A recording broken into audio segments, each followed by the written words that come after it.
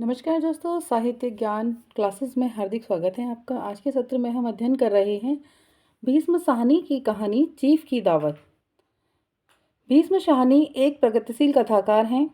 इनकी कहानियों में मध्य वर्ग को स्पष्ट किया गया है ना, मध्यवर्गीय समाज, उसकी परिवेश और उसकी मानसिकता को व्यक्त किया गया है। जो ये कहानी है, इस कहानी में जो इसका कथानक है वो बहुत ही संक्षिप्त है। और एक बेटा जो कहीं नौकरी करता है, उसके बॉस उसके यहाँ डिनर पर आते हैं। तो पूरी जो ताना बाना कहानी का इसमें बुना हुआ है, वो किस प्रकार अपनी माँ को वह अपने बॉस के सामने आने से छिपाता है। जो कहानी में प्रमुख पात्र हैं वो श्यामनाथ की पत्नी, माँ और चीफ। बस पात्र बहुत कम हैं, 4 ही हैं। और पूरी कहानी एक मध्यवर्गीय समाज की मानसिकता को व्यक्त करती है। तो शुरू करते हैं भीष्म साहनी की का जीवन परिचय बहुत ही संक्षिप्त में। भीष्म साहनी का जन्म 8 अगस्त 1915 ईस्वी में रावलपिंडी पाकिस्तान में हुआ था। उस समय भारत का विभाजन नहीं हुआ था, तो ये पाकिस्तान भी भारत का ही हिस्सा हुआ करता था। इनका निधन 11 जुलाई 2003 दिल्ली में हुआ। प्रमुख कहानी संग्रह हैं इनके भाग्य रेखा, पहला पाठ, भटकती राग, पटरियाँ, वांगचू, शोभा यात्रा, पाली और डायन। प्रमुख कहानियाँ संग्रह हैं इनके। भीष्म साहनी एक प्रगतिशील कथाकार हैं। उन्होंने कहानियों के साथ ही उपन्यासों और नाटकों की रचना भी की है। उनके द्वारा रचित कहानी है जो चीफ की दावत। इसमें मध्यवर्गीय समाज, उसके परिवेश और उसकी मानसिकता को वास्तविकता के साथ अभिव्यक्त किया गया है कि किस प्रकार मध्य वर्ग की जो मानसिकता होती है वह क्या सोचती है। तो कहानी है चीफ की दावत भीष्म साहनी की। इस कहानी की पृष्ठभूमि हम देखते हैं। पहला पाठ 1957 ईस्वी में। इसमें कुल 15 कहानियाँ संग्रहित हैं। यह साहनी जी का दूसरा कहानी संग्रह है। भीष्म साहनी का जो ये कहानी संग्रह है, ये दूसरा है। पहला कहानी संग्रह इनका भाग्य रेखा है। महत्वपूर्ण है। 1957 ईस्वी में प्रकाशित हुई, 15 कहानियां संग्रहित हैं उसमें। कहानी के प्रतिपाद्य विषय क्या हैं वो हम देखते हैं।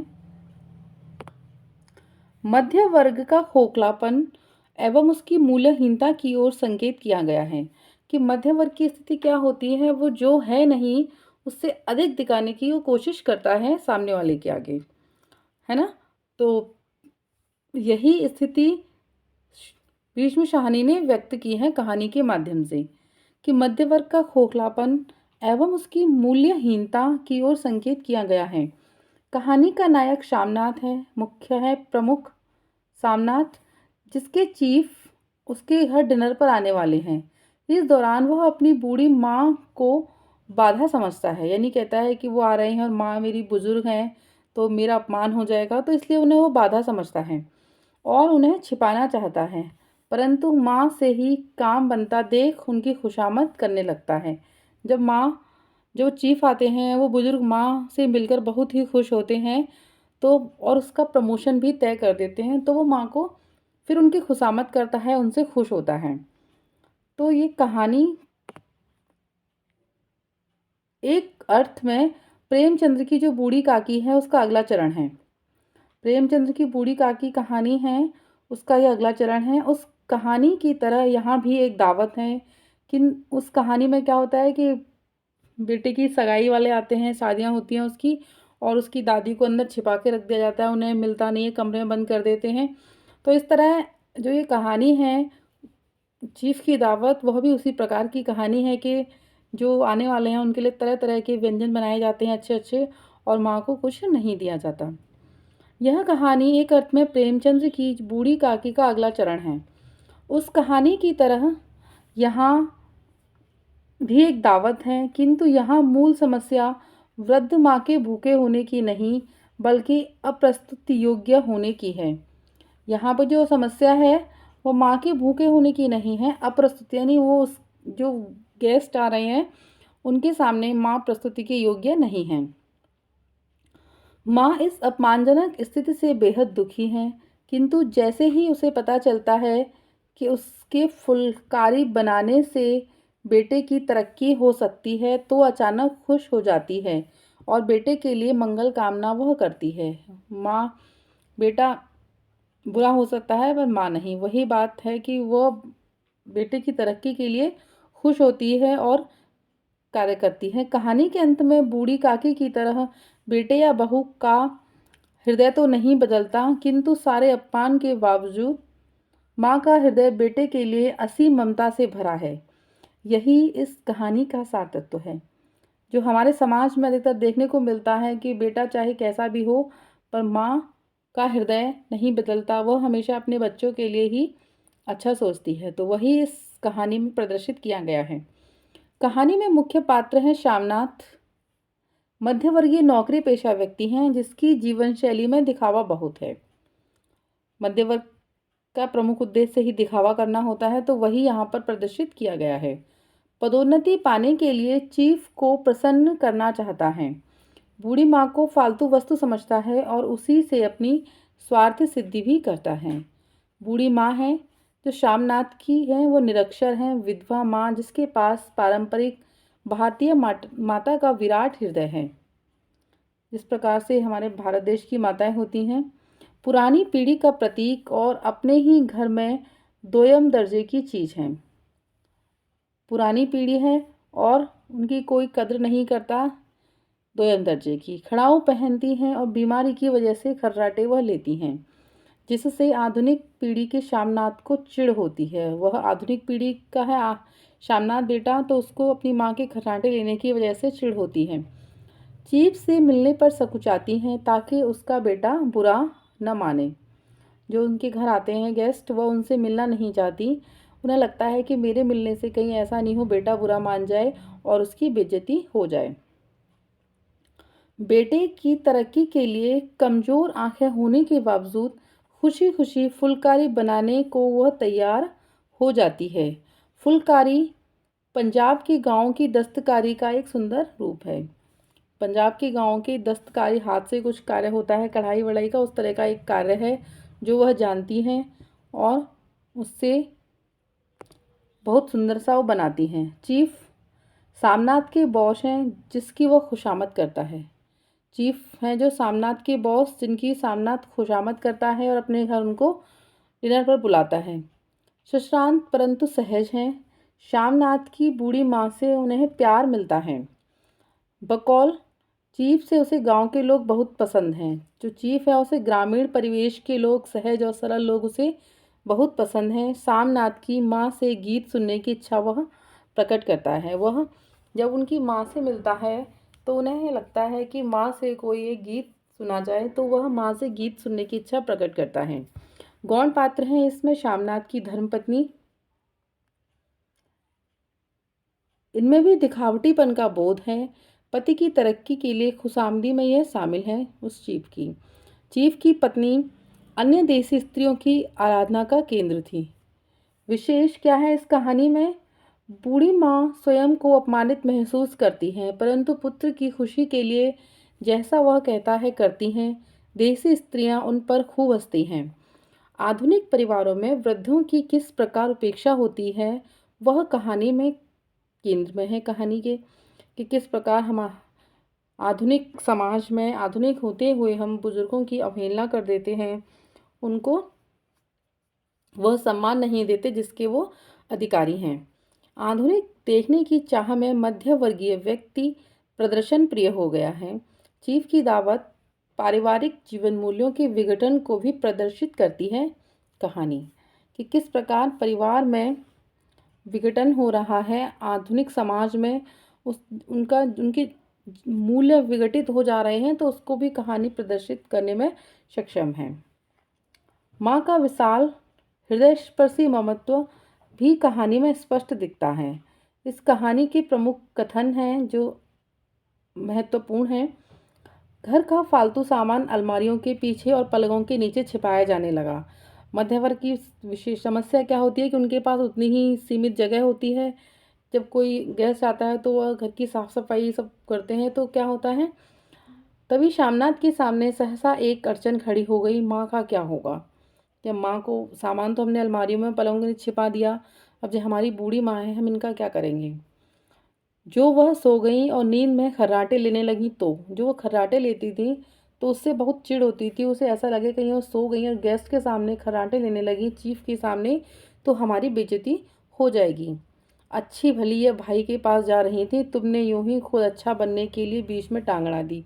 वो अपनी पत्नी से कहता है कि भाई के पास जा रही थी और तुमने इन्हें यहीं रोक लिया।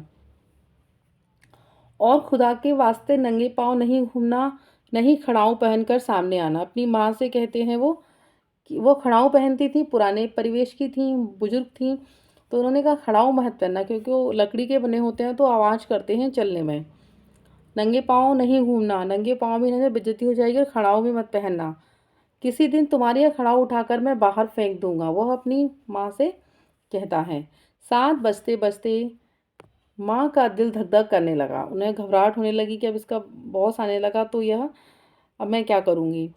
7 बजते बजते माँ का दिल धक धक करने लगा। अगर चीफ सामने आ गया और उसने कुछ पूछा तो वह क्या जवाब देंगी। अंग्रेज को तो दूर से ही देखकर घबरा उठती थी, यह तो अमरीकी है, न मालूम क्या पूछे, मैं क्या कहूँगी। माँ का जी चाहा कि चुपचाप पिछवाड़े विधवा सहेली के घर चली जाए, मगर बेटे के हुक्म को कैसे टाल सकती थीं। चुपचाप कुर्सी पर टांगें लटकाए वहीं बैठी रहना। पड़ोस में उनकी एक मित्र रहती थी, तो वह सोच रही थी कि अगर इनके बॉस आएंगे तो मैं अपनी अपनी मित्र के यहाँ चली जाऊंगी, पर बेटे का आज्ञा थी कि नहीं जाना है, वहीं बैठना है। श्यामनाथ का क्रोध बढ़ने लगा था। बोलते गए, तुम मुझे बदनाम करना चाहती हो ताकि दुनिया कहे कि बेटा माँ को अपने पास नहीं रख सकता। उसका कथन है कि अगर आप अपनी मित्र के यहाँ चली गई तो अगर उन्हें पता चलेगा तो वह इस तरह की बातें कहेंगे। नहीं बेटा, अब तुम अपनी बहू के साथ जैसा मन चाहे रहो, मैंने अपना खा पहन लिया, अब क्या करूँगी। थोड़े दिन जिंदगानी के बाकी हैं, भगवान का नाम लूँगी, मुझे हरिद्वार भेज दो। माँ कहती हैं कि मुझे हरिद्वार भेज दो, मुझे नहीं रहना, अब मैंने अपनी ज़िंदगी जी ली है, तुम अपनी ज़िंदगी अच्छे से जियो। तुम चली जाओगी तो फुलकारी कौन बनाएगा। साहब से तुम्हारे सामने ही फुलकारी देने का इकरार किया था। अब वो जब हरिद्वार जाने की बात करती है तो वो कहते तुम चली जाओगी तो फुलकारी कौन बनाएगा, तुम्हारे सामने ही तो उनसे बात हुई है। मेरी आंखें अब नहीं हैं बेटा जो फुलकारी बना सकूं, तुम कहीं और से बनवा लो, बनी बनाई ले लो। माँ, तुम मुझे धोखा दे के यूं चली जाओगी, मेरा बनता काम बिगाड़ोगी। जानती नहीं, साहब खुश होगा तो मुझे तरक्की मिलेगी। अपना ही उसे स्वार्थ सिद्ध करना है माँ से फुलकारी बनवाकर। माँ के चेहरे का रंग बदलने लगा। धीरे धीरे उनका झुर्रियों भरा मुख खिलने लगा, आंखों में हल्की हल्की चमक आने लगी। तो मैं बना दूंगी बेटा, जैसे बन पड़ेगा बना दूंगी। उसे बेटे की तरक्की के द्वार खुलते दिखाई दिए। उसे लगा कि फुलकारी बनाकर मेरा बेटा प्रोग्रेस करेगा, तरक्की करेगा, तो मैं उसके लिए ये कार्य कर दूंगी। कहानी की जो समीक्षा है वह इसी प्रकार है। जो चीफ की दावत कहानी का जो कथानक सुसंगठित एवं सुव्यवस्थित है। इसका कथानक अत्यंत संक्षिप्त है। बेटे के साहब घर में डिनर पर आने वाले हैं। घर की व्यवस्था करते हुए अचानक माँ को देखकर दोनों पति पत्नी चिंतित हो जाते हैं। माँ चीफ के सामने ना इसकी पूरी पूरी व्यवस्था करने के बाद भी वह अचानक चीफ के सामने आ जाती हैं और परिस्थितियाँ बदल जाती हैं। जिस माँ को पहले छिपाया जाता है वह चीफ की प्रसन्नता का कारण बन जाती है। भीष्म शाहनी की कहानियाँ प्राय मध्य वर्गीय पात्रों को लिए हुए हैं। चीफ की दावत कहानी के प्रमुख पात्र भी इसी वर्ग से संबंधित हैं। श्यामनाथ, उनकी पत्नी, उनकी माँ। और इसमें सामनाथ एक ऐसा पात्र है जो सामाजिक तथा आर्थिक विडंबनाओं से जूझ रहा है। मध्यवर्गीय पात्र है, वह स्वयं को आर्थिक दृष्टि से सुव्यवस्थित करने के लिए कुछ भी कर सकता है। चीफ को दावत पर बुलाना तथा उत्कृष्ट कोटि का भोजन खिलाना, प्रमोशन के लिए अवसर पाने की इच्छा उसके सामने सामनाथ चरित्र के लालचीपन की ओर संकेत करती है। वह अपने बॉस को बुलाता है, अच्छा भोजन करवाता है, जिससे उसे लगता है कि ये बहुत अच्छा व्यक्ति है, तो अपनी वो तरक्की करवाना चाहता है उसके माध्यम से। अपनी इस लौकिक उन्नति की इच्छा की पूर्ति के लिए वह हर बाधा को किसी भी कीमत पर दूर करने के लिए तैयार है। उन्हें विदेशी चीफ की नज़रों में आधुनिक तथा सुसंस्कृत दिखने की अधिक चिंता है। आधुनिकता और संस्कृति की तैयारी में एक बाधा तब उपस्थित हो जाती है जब शामनाथ का ध्यान अपनी बूढ़ी माँ की ओर जाता है, जो उसकी नज़रों में प्रदर्शन के योग्य नहीं है। उसे इस प्रकार प्रतीत होता है कि माँ बुजुर्ग हैं, मेरे बॉस आएंगे तो उनके सामने मैं इनका प्रदर्शन कैसे, इन्हें कैसे उनसे मिलवाऊंगा। प्रदर्शन कोई वस्तु थोड़ी नहीं है माँ, तो उन्हें कैसे उनसे मिलवाऊंगा तो उन्हें अच्छा नहीं लगेगा। वह उन्हें चीफ की नज़रों से ओझल करने की सोचता है। पहले माँ को छिपाने की चिंता, फिर कुर्सी पर कैसे बैठना है, क्या पहनना है आदि की कोशिश में वह जुट जाता है। अपनी माँ को वो तौर तरीके सिखाता है, किस प्रकार के आपको वस्त्र धारण करने हैं, किस प्रकार बैठना है। जो पुराने ज़माने की आप खड़ाऊ पहनते हो लकड़ी की, मत पहनना, नंगे पैर मत चल। बहुत सारी हिदायतें माँ को दी जाती हैं बॉस के आने पर। सामनाथ की एक चारित्रिक विशेषता अपनी झूठी संपन्नता के प्रदर्शन को भी है। वो अपनी झूठी संपन्नता या अपने आप को अधिक आधुनिकता का प्रदर्शन करना चाहता है। आधुनिक और सुसंस्कृति के प्रदर्शन की भांति वह अपनी समृद्धि का भी प्रदर्शन करना चाहता है। वह चीफ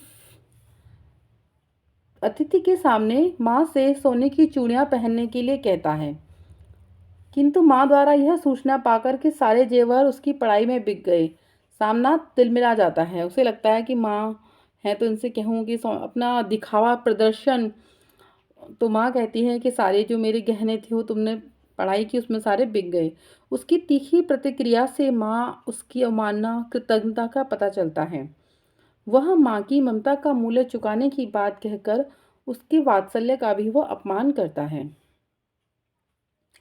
लेखक लेखक ने चीफ की दावत कहानी में वातावरण का बड़ी कुशलता से अंकन किया है।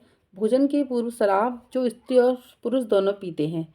मदिरा पान के बाद चीफ और अन्य भोजन के लिए बरामदे में आए तो चीफ के सामने शामनाथ की माँ खर्राटे लेती हुई नजर आती हैं। माँ थक गई होंगी बैठी बैठी तो लेट गई तो उन्हें नींद आ गई, है ना। शामनाथ ने माँ को जगाकर चीफ का स्वागत करने के लिए कहा। भारतीय परंपरा के अनुसार माँ ने दोनों हाथ जोड़ लिए, किंतु चीफ ने हाथ मिलाने के लिए अपना हाथ आगे बढ़ाया। सामनाथ ने माँ को आदेश दिया कि साहब से हाथ मिलाएं। इतना ही नहीं, चीफ की इच्छा अनुसार शामनाथ ने माँ से गाने की फरमाइश भी की, किंतु मना करते हुए भी उन्हें एक पंजाबी लोकगीत गाना पड़ा।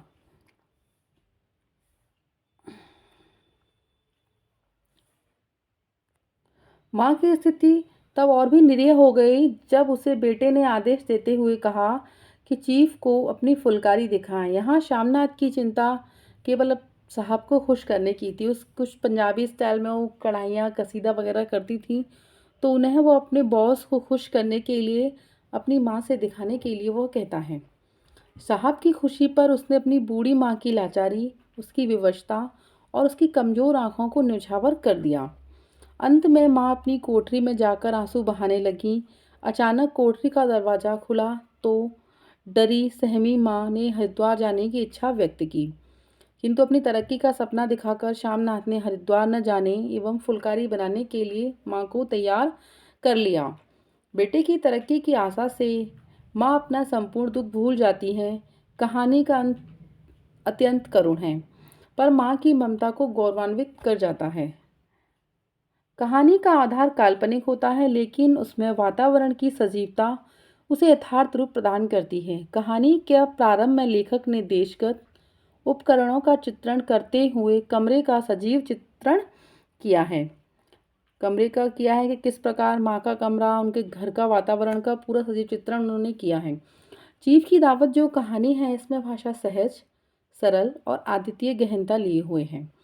शब्दों में व्यवहारिकता और भावुकता तो है ही, साथ ही लाक्षणिकता भी है। लेखक ने प्राय बोलचाल में प्रयुक्त होने वाले अंग्रेजी तथा पंजाबी भाषा के उन सभी शब्दों को यथोचित रूप में अपनाया है जो प्राय मध्यवर्गीय हिंदी भाषी जनता में प्रचलित हैं। सरल, सुबोध, स्वाभाविक वाक्य, जो भाषा कैसी ली है उन्होंने, जो अधिकतर अंग होने वाले पंजाबी भाषा के उन शब्दों को प्रयोग किया है जो मध्य वर्ग में लोग बोलते हैं। साधारण जनता उन भाषा का प्रयोग करती है और स्वाभाविक वाक्य कहानी की प्रेषणीयता में सहायक सिद्ध हुए हैं। बदलते हुए मानवीय मूल्यों के संदर्भ में चीफ की दावत कहानी अत्यंत महत्वपूर्ण स्थान रखती है कि मानव मूल्यों का किस प्रकार आज हमारे समाज में विघटन हो रहा है कि माँ उन्हें एक वस्तु प्रतीत होती है। अपने चीफ के आने पर वह उन्हें छिपाने की बात करता है, उनसे मिलवाना नहीं चाहता और अपनी माँ से मिलवाते हुए अपनी बेइज्जती महसूस होती है उसे। तो इस तरह की मानसिकता का विवरण कहानी में दिया है। वस्तुतः आज का मानव खंडित जीवन जी रहा है। उसकी विडंबना यह है कि न किसी का बन सकता है और न किसी को अपना बना सकता है। व्यक्ति क्या है कि मन में संघर्ष है, द्वंद्व है, स्थितियां हैं उसकी आज के समाज की कि किसी पर विश्वास नहीं कर सकते, स्वार्थ की भावना है सबके अंदर। तो इस प्रकार जो आधुनिक समाज का मानव है उसका वर्णन किया गया है। यह स्थिति यह हो गई है कि पारिवारिक विघटन के कारण मूल्यों का निरंतर विघटन हो रहा है। हमारे समाज में पहले जो परिवार हुआ करते थे, संयुक्त परिवार, उनमें एक मूल्य होते थे। लोग परिवारों के अंदर रहन सहन, आपसी तालमेल, व्यवहार अच्छा करना सभी के साथ तो सीखते थे। जब परिवारों का विघटन हो गया तो वो मूल्यों का भी विघटन धीरे धीरे हो गया और शायद स्थिति यह है कि नए मूल्य उनका स्थान नहीं ले पा रहे हैं। नए मूल्य आधुनिक समाज में न बन पा रहे हैं अच्छे, न व्यक्ति उनका स्थान ले पा रहे हैं। सभी को अपनी अपनी चिंता रहती है। प्रस्तुत कहानी चीफ की दावत उद्देश्यपूर्ण कहानी है। व्यक्ति की मनोगत स्थिति और चिंतन को उजागर करती है कि किस प्रकार व्यक्ति सोचता है, मनोगत, उसकी मानसिक स्थिति। कहानीकार का उद्देश्य है ना, व्यक्ति की स्थिति को वर्णन करना, मध्य वर्ग की समाज की परिस्थितियों का वर्णन करना। तो उस कहानी का उसमें सफल हुआ है। कथा की शैली नई और उसमें संवेदना है। परंपरागत शिल्प का भी अभाव नहीं है। सूक्ष्म मनोवैज्ञानिक पकड़ आज की संतान की मानसिकता, स्वार्थपरता आदि का, आज का जो बच्चा है, आज का जो जीवन है सभी का, सबकी मानसिकता, सब स्वार्थी हैं, है ना, अपने बारे में ही सोचते हैं, आदि का बहुत प्रभावी चित्रण यहाँ किया गया है। अगर दो भाई हैं और एक माता है तो उनका बंटवारा करेंगे कि माँ तुम्हारे पास थोड़े दिन रहेगी, हमारे पास रहेंगे माँ और पिताजी। तो इस तरह जो समाज में हो रहा है वही कथाकार का मूल उद्देश्य है, अपने साहित्य के माध्यम से व्यक्तियों के सामने प्रदर्शित करना, चित्रित करना उसे। तो वही यहाँ पर दिखाया गया है। इसमें दिखाया गया है कि आज का बेटा कितना स्वार्थी हो गया है, किंतु आज भी माँ ममतामयी, स्नेहमयी व वात्सल्यमयी ही है। वह सब कुछ सहते हुए भी बेटे की तरक्की चाहती है और ईश्वर से उसकी दीर्घायु व तरक्की के लिए प्रार्थना करने लगती है। अंततः कहा जा सकता है कि चीफ की दावत जो कहानी है, जीवन से जुड़े हुए अंतर विरोधों से शुरू होती है, जिसमें नए रिश्ते बनते चले आ रहे हैं तथा सामाजिक संबंध तेजी से टूटते भी हैं। तो आज के सत्र में इतना ही। उम्मीद करती हूँ कि कहानी अच्छी लगी होगी सभी को। तो चैनल सब्सक्राइब नहीं किया है तो सब्सक्राइब कीजिए, लाइक कीजिए, शेयर कीजिए। Thank you.